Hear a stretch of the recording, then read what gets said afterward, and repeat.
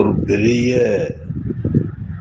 இழப்பை சந்தித்துவிட்டு என்ன செய்வது என்று தெரியாமல் தேங்கி நிற்கிற குடும்பம் போல நாம் எல்லாம் நம்முடைய புதுமை தேனி மா அன்பழகன் அவர்களை இழந்துவிட்டு நிற்கிறோம்.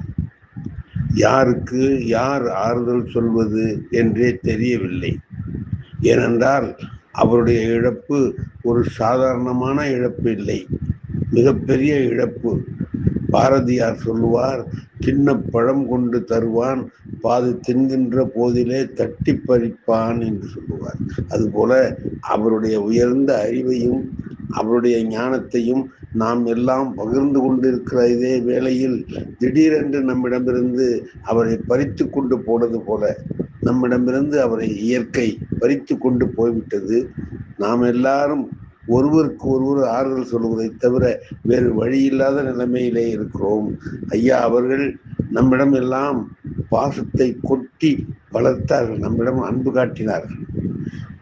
சிங்கப்பூருக்கு யாராவது வந்து விட்டால், தமிழ்நாட்டில் இருந்து வந்தால் அவர்களை எல்லாம் பாதுகாப்பதும் பேணி இருந்து எல்லா உதவிகளையும் செய்வதும் அவர் தன்னுடைய கடமை என்று கருதி செய்து வந்தார். நான் அவர் வீட்டை சாப்பிட்டிருக்கிறேன், அவரோடு சுற்றி இருக்கிறேன், அவரோடு அலைந்திருக்கிறேன். அவர் எல்லா இடங்களிலும் அழைத்து கொண்டு செல்வார்.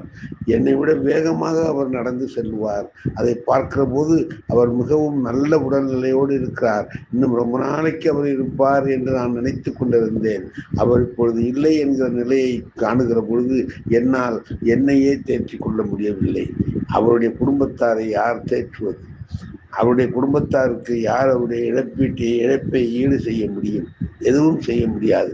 ஒருவருக்கு ஒருவர் ஆறுதல் சொல்லிக் கொண்டிருப்பதை தவிர இப்போது வேறு வழி இல்லை. அவரை நாம் இழந்திருக்கிறோம்.